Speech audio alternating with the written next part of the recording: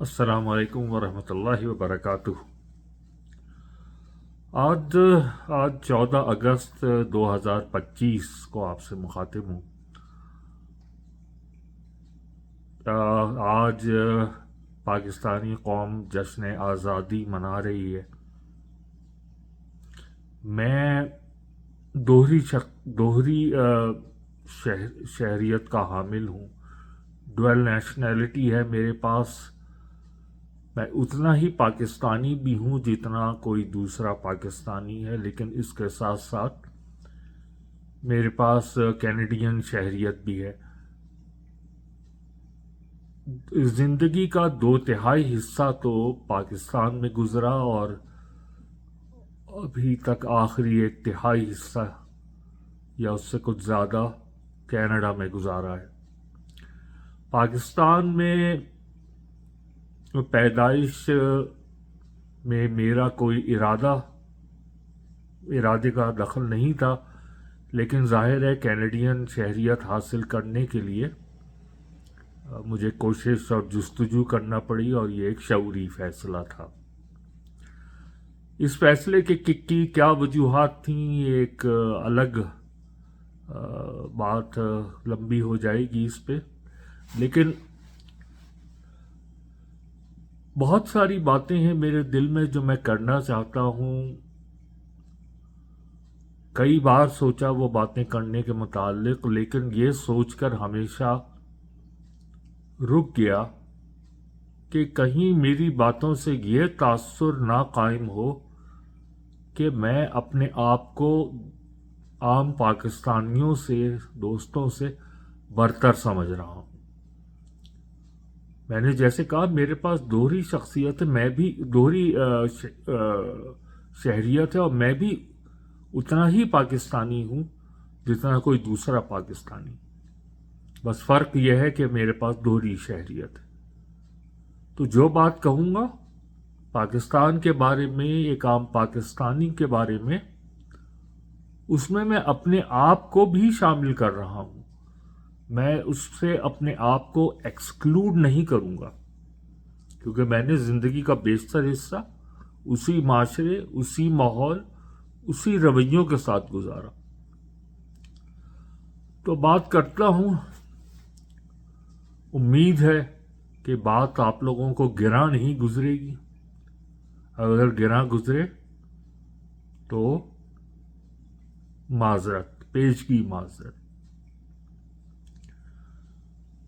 تو میرے پیارے بھائی بہنوں، دوستوں، یہ ویڈیو میرے لیے خاصی مشکل ہے، کیونکہ دل بھی بوجھل ہے، ذہن بھی الجھا ہوا ہے، اور میں آج کسی بھی طرح سے کسی خطیب یا وائز کی حیثیت سے نہیں، بلکہ ایک ایسے شخص کی طرح بات کرنا چاہتا ہوں جو واقعی میں دکھ میں ہے، پریشان ہے، اور اکثر خود کو بے بس محسوس کرتا ہے جب وہ اپنے پاکستان کو مسلسل تباہی کے گڑھے میں گرتے دیکھتا ہے۔ غربت، کرپشن، بے رحمی، ناانصافی، جان لیوا گرمی میں گھنٹوں کی لوڈ شیڈنگ، بچے دواؤں کے بغیر تڑپتے ہوئے جان دیتے ہیں، اور ہم بحیثیت قوم اس سب کو معمول سمجھ کر زندگی گزار رہے ہیں۔ لیکن جس بات نے مجھے سب سے زیادہ ہلا کر رکھ دیا ہے وہ یہ ہے کہ ہم اللہ سبحانہ و تعالیٰ کے بھیجے ہوئے عذاب میں مبتلا ہیں، اور ہمیں اس کا شعور تک نہیں۔ پاکستان کا کرب ایک زخمی قوم کی داستان ہے، ہر روز ایک نئی خبر، اور ہر خبر دردناک۔ ایک باپ اپنے بچوں سمیت خود سوزی کر لیتا ہے کیونکہ وہ ان کے لیے کھانا نہیں لا سکتا۔ ماں بچوں کے ساتھ نہر میں چھلانگ لگا دیتی ہے۔ مائیں آٹے کی ایک تھیلے کے لیے تپتی دھوپ میں लंबी लंबी कतारों में खड़ी होती हैं। नौजवानों के हाथ में डिग्री है लेकिन कोई रोजगार नहीं। बिजली आती जाती है, पानी नायाब है, अस्पताल मफलूज और इंसाफ सिर्फ ताकतवर का गुलाम। लेकिन ये सिर्फ माशी जवाल नहीं है, ये इखलाकी तबाही है। हम झूठ बोलते हैं, रिश्वत देते हैं, हराम खाते हैं, कमजोरों पे जुल्म करते हैं, बड़ों की बेअदबी करते हैं, गीबत, बोहतान, धोखा, बेहयाई सब कुछ हमारे माशरे का मामूल बन चुका है। और फिर हैरत है हमें कि हम मुसीबत में क्यों हैं। क्या हमने कभी दिल से सोचा क्या ये सब कुछ अल्लाह की तरफ से अजाब नहीं?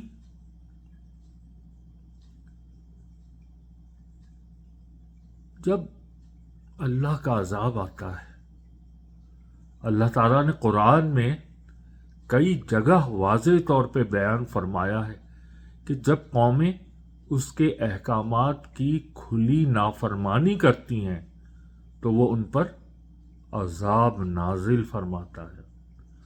सूरतुल आराफ की 96वीं आयत में अल्लाह ताला फरमाते हैं, अगर बस्तियों के लोग ईमान ले आते और तकवा इख्तियार करते तो हम उन पर आसमान और जमीन से बरकतें खोल देते, लेकिन उन्होंने झुटलाया तो हमने उनके आमाल की पादाश में उन्हें पकड़ लिया।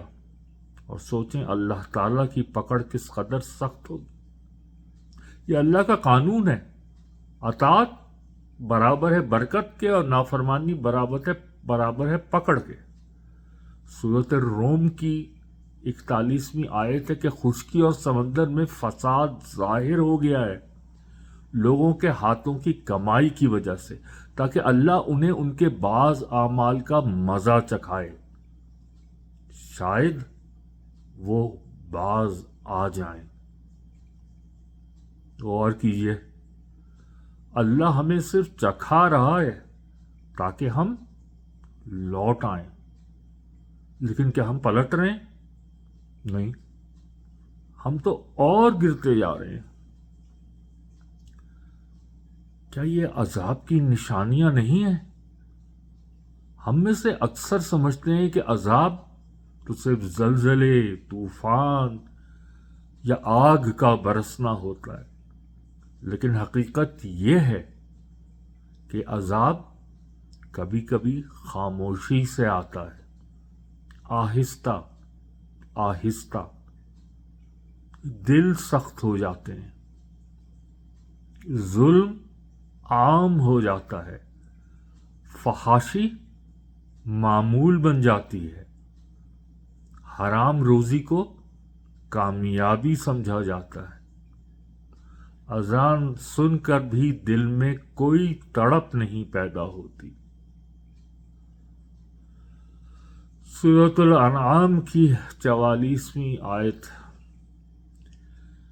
फिर जब वो नसीहत भूल गए जो उन्हें की गई थी, हमने उन पर हर चीज के दरवाजे खोल दिए, यहां तक कि जब वो दिए गए नियमतों पर खुश हो गए, हमने उन्हें अचानक पकड़ लिया तो वो मायूस होकर रह गए। ये सबसे ज्यादा खतरनाक अजाब है जब इंसान को ये भी मालूम ना हो कि वो अजाब में जी रहा है। हमने क्या किया है? दयानतदारी से अपने गरेबान में अगर हम झांकें, हमने कुरान को छोड़ दिया, सिर्फ मुर्दों पे पढ़ते हैं, जिंदगी में अमल नहीं करते। मस्जिदें रमजान में तो भर जाती हैं, लेकिन फजर में सन्नाटा।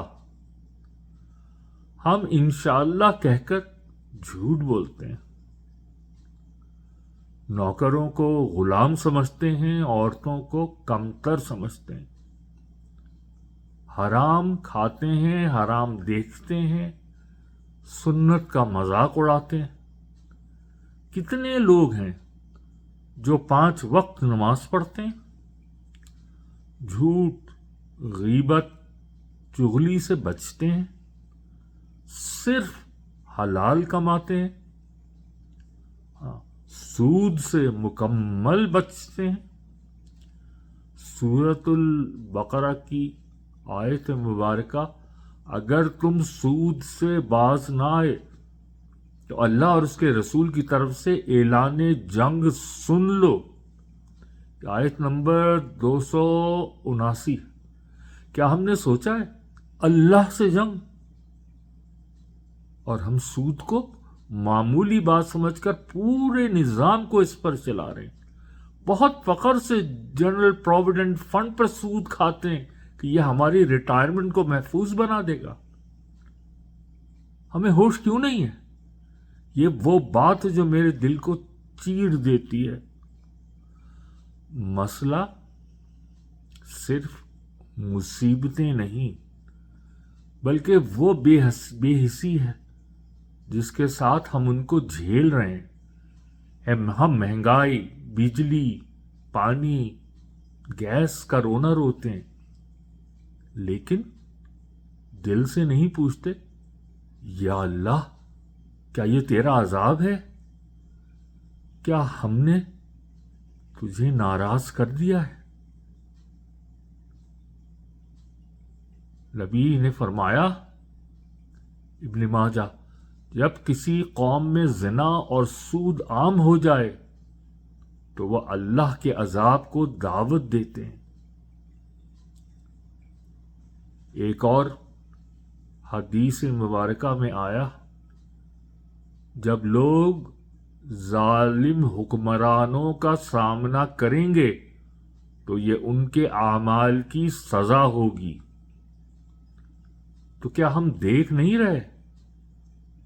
حکمران تو آئینہ ہیں، اصل بگاڑ ہماری اپنی ذات میں ہے۔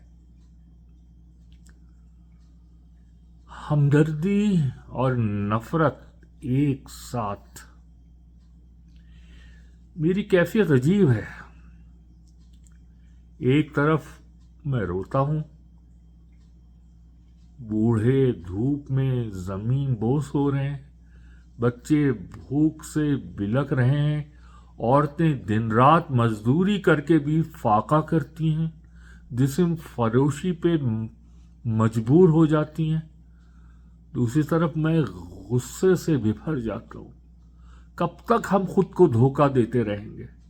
کب تک صرف زبان سے عشق رسول کا دعویٰ کر کے ان کی سنت کا، ان کی سیرت کا مذاق اڑاتے رہیں گے؟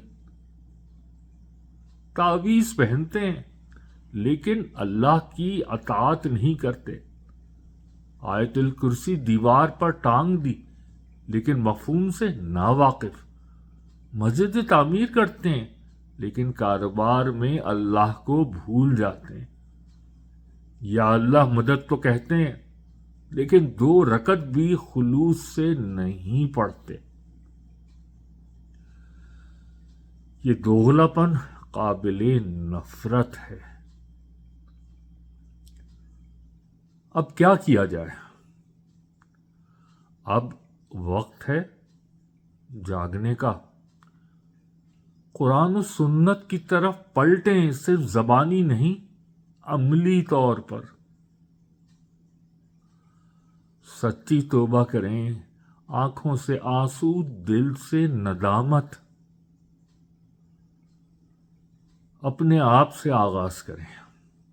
نماز، سچ، دیانت، انصاف اپنے دائرۂ اختیار میں۔ لیڈروں کو جواب دہ بنائیں مگر خود کو بھی درست کریں۔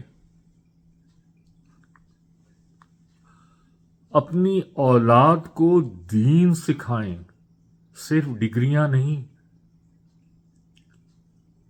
حرام سے بچیں، سود، بے حیائی، ظلم، جھوٹ ان چیزوں سے بچیں. غریب کی مدد کریں لیکن اسے بھی دین بھی سکھائیں.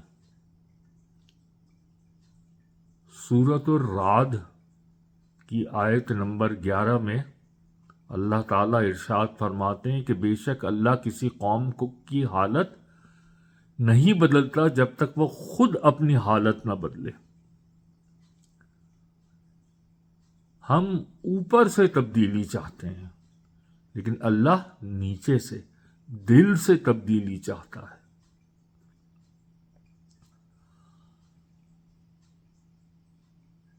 ایک اور بات،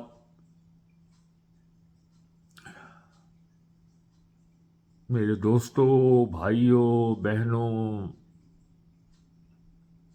میں آپ سے جو باتیں کر رہا ہوں وہ بہت درد کے ساتھ، کسی برتری سے نہیں، خوف کے ساتھ اور محبت کے ساتھ. خوف اس بات کا کہ اگر ہم نہ جاگے تو اللہ کا عذاب اور بڑھ سکتا ہے. کیا ہم اس وقت کا انتظار کریں گے جب مکمل تباہ ہو جائیں؟ نبی صلی اللہ علیہ وآلہ وسلم کا فرمان ہے، جب میری امت حق بات کہنے سے ڈرنے لگے تو سمجھ لو کہ اللہ نے ان سے اپنی رحمت اٹھا لی ہے. اللہ ہم پر رحم فرمائے، ہمیں جگائے، ہدایت دے اور عذاب کو ہم سے ہٹا دے اور ہمیں پھر سے اس قوم میں شامل کرے جس پر اللہ کی رحمت برستی ہے. آمین. اب میں آپ کو لے جانا چاہتا ہوں ایک تکلیف دہ مگر سچی حقیقت کی طرف. ایک ایسی حقیقت جسے ماننا ہمارے لیے شرمندگی کا باعث ہے، اور وہ حقیقت یہ ہے، ہم نے اللہ کے دین کو نعرہ بنا لیا اور مغرب نے اس کے اصولوں کو نظام بنا لیا.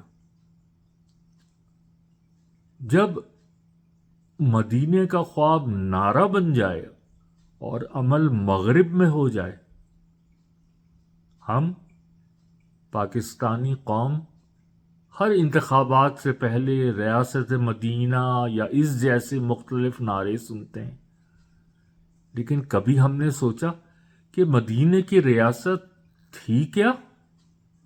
عدل و انصاف کا اعلیٰ معیار، غریبوں کے لیے بیت المال، عورتوں کی عزت اور تحفظ، یتیموں اور مسافروں کا خیال، رشوت اور ظلم کا خاتمہ، حکمران جواب دہ اور عوام مطمئن.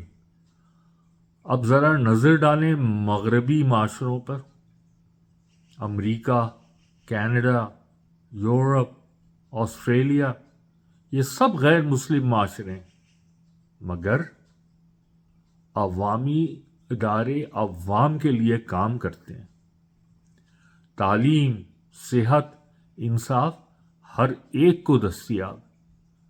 کرپشن برداشت نہیں کی جاتی. جھوٹ بولنے والا حکمران ایک دن بھی اقتدار میں نہیں رہ سکتا.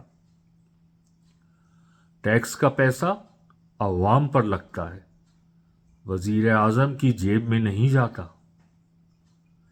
کیا یہ اسلامی اصول نہیں ہے؟ ایکسیپشنز ہر جگہ ہوتی. ہم مسلمان ہیں لیکن اسلام ہم میں کہاں ہے؟ ہم روزانہ 5 وقت اذان سنتے ہیں لیکن اکثر مسجدیں خالی ہوتی ہیں. ہم روزہ رکھتے ہیں لیکن جھوٹ، غیبت، دھوکہ بدستور جاری رہتا ہے روزے کی حالت میں بھی. ہم حج اور عمرہ کرتے ہیں لیکن واپس آ کر سود، ظلم اور ناانصافی کو اپنا معمول بناتے ہیں، جبکہ وہ لوگ جنہوں نے کبھی قرآن نہیں پڑھا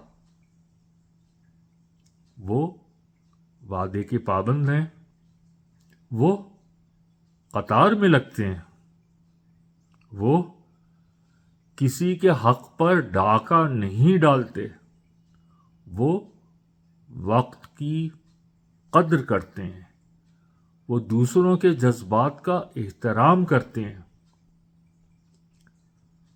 تو پھر سچا مسلمان کون ہے؟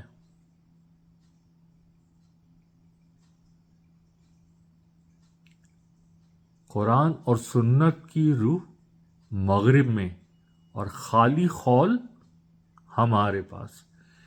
ایک بار حضرت عمر بن خطاب رضی اللہ تعالیٰ عنہ نے فرمایا تھا، ہم وہ قوم ہیں جسے اللہ نے اسلام کے ذریعے عزت دی، اگر ہم اسلام کے علاوہ کسی اور چیز میں عزت ڈھونڈیں گے تو اللہ ہمیں ذلیل کر دے گا، اور اس کا چلتا پھرتا نمونہ ہے آج ہم۔ یہی کچھ ہمارے ساتھ ہو رہا ہے۔ ہم نے اسلام کی روح کو چھوڑ کر صرف ظاہری شکل باقی رکھی ہے،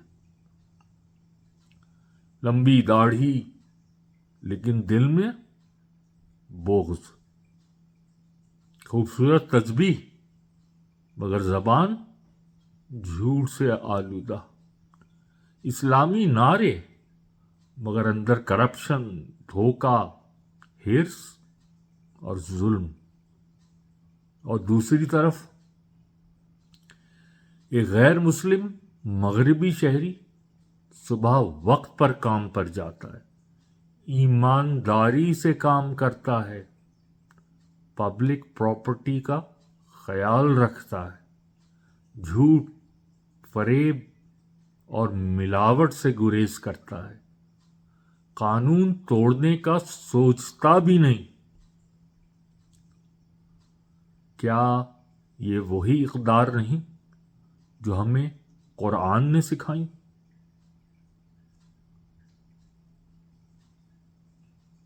اللہ کا قانون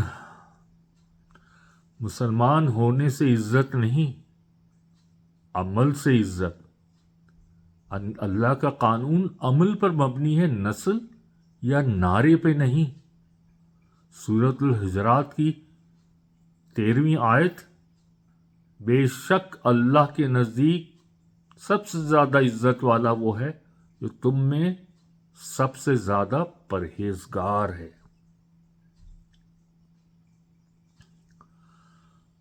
اللہ نے نہیں فرمایا جو سب سے بڑا نعرہ لگائے یا جو مدینے کی ریاست کے نام پر الیکشن جیتے، بلکہ جو تقوی اختیار کرے، عدل کرے، صدق اور دیانت پر قائم رہے، وہی اللہ کا پسندیدہ بندہ ہے۔ تو کیا ہم نے اللہ کی نظر میں عزت پائی یا ہم اس کے غضب کی زد میں آ گئے؟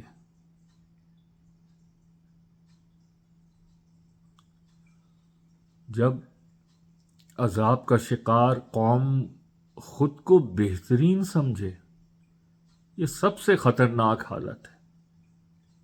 جب قوم خود کو عاشق رسول صلی اللہ علیہ وآلہ وسلم سمجھے لیکن اس صلی اللہ علیہ وآلہ وسلم کی سنت کو چھوڑ دے، قرآن کو مقدس سمجھے مگر عمل صفر، دعا کرے مگر رزق حرام بھی کھاتی رہے، صدقہ دے مگر پڑوسی کو بھوکا چھوڑ دے، اور پھر کہے ہم تو مسلمان ہیں، ہمیں کیا ہوا ہے؟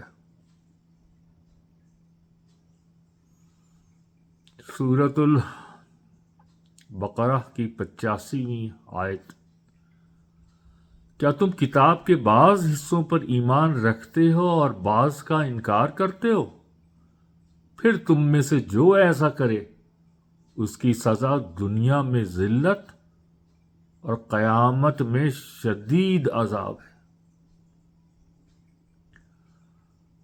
یہ قرآن کا اعلان ہے اور ہم اس آیت کی زندہ مثال بن چکے ہیں۔